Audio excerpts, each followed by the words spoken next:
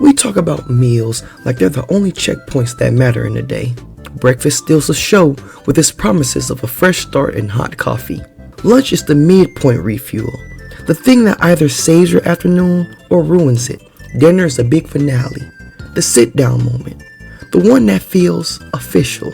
But tucked quietly between all of those is the meal people rarely respect enough to call a meal, the snack.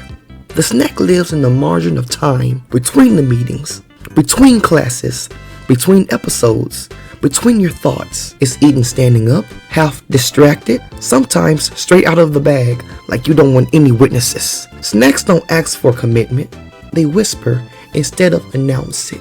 And somehow, those whispers end up shaping entire days. A good snack can rescue a bad mood, stretch your patience, or turn your empty afternoon into something tolerable. A bad snack, however, can leave regret dust on your fingers and a weird ache in your stomach that feels like betrayal. So this is about the forgotten space in the day, the unofficial fourth meal. This is about my favorite snacks, not as calories or nutrition charts, but as experiences, textures, smells, sounds, and feelings that hit long before you ever think about your health. Now let's start with sweets, cause sweets always act like they're the main character. Sweets don't walk in quietly, they kick the door open. The candy is shiny, the cookies are soft, the chocolate is smelling supercalifragilisticexpialidocious. You open a bag of sweets and suddenly your brain is like, yes, this is what we needed.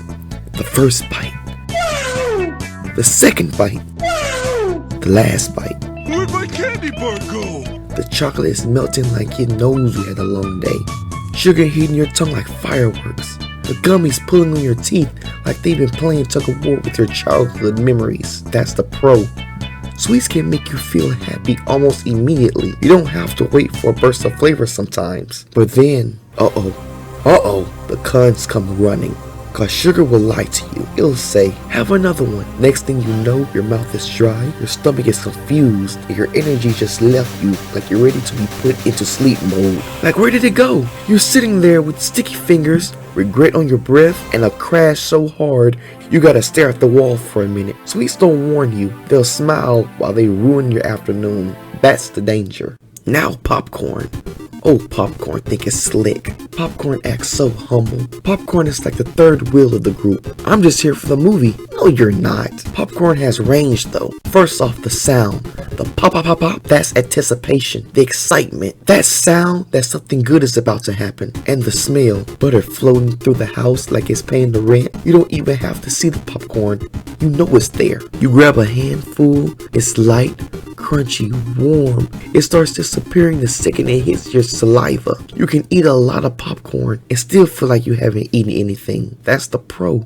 But here comes the cons, the kernels. Why they always have to hide? Why they wait until you get comfortable? One wrong bite and crack! You have tooth trauma. Now you're sucking air through your teeth for an hour. And let's talk butter. Too much butter. And now your hands are greasy, your mouth is dry, and your shirt is at risk. And still popcorn. Oh, don't even get me started. People say it's popcorn, but it feels more like packing foam with disappointment and the shell fragments. When they stab your gums, it's a whole other phenomenon. Now cheese.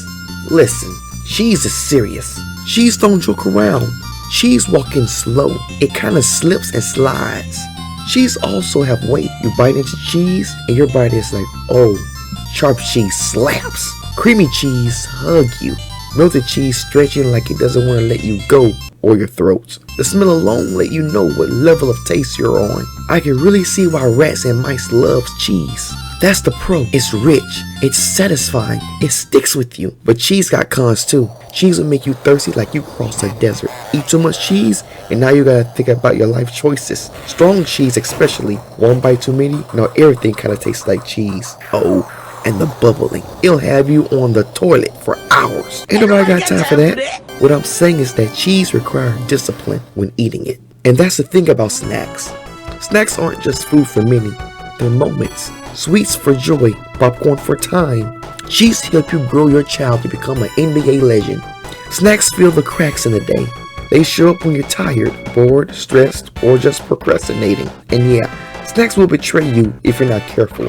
But when they're right, man, sometimes snacks aren't just an extra meal, they satisfy.